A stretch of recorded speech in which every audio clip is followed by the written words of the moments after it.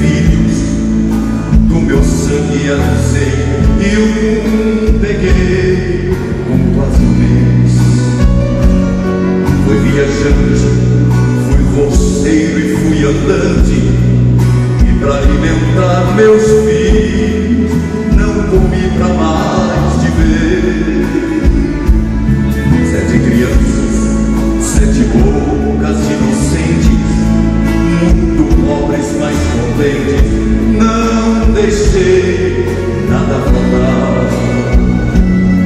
Foram crescendo, foi ficando mais difícil, trabalhei de sol a sol, mas eles tinham que estudar. Meu sofrimento, ah meu Deus, valeu a pena.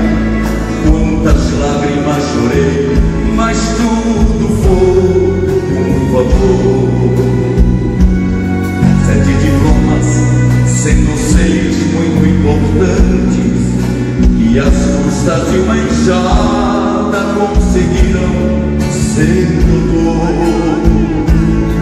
Hoje estou velho, meus cabelos branqueados, o meu corpo está soldado, minhas mãos nem mexem mais.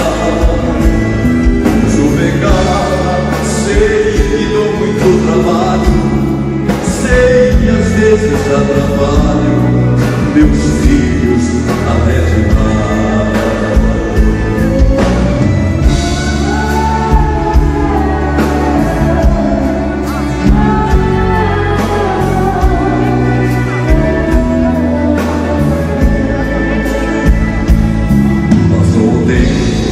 Eu fiquei muito doente, hoje vivo em um asilo e só meu filho vem me ver.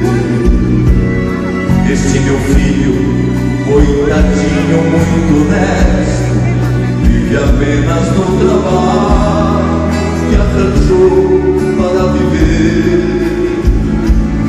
Mas Deus é grande, vai ouvir as minhas preces. Este meu filho querido vai vencer, eu sei que vai. Faz muito tempo que eu não vejo os outros filhos, sei que eles estão bem e não preciso mais o pai.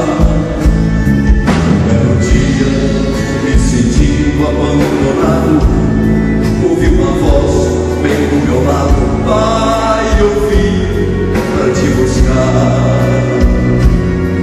Abro minhas malas, vem comigo, pois venci. Comprei casa e tenho esposa e o seu neto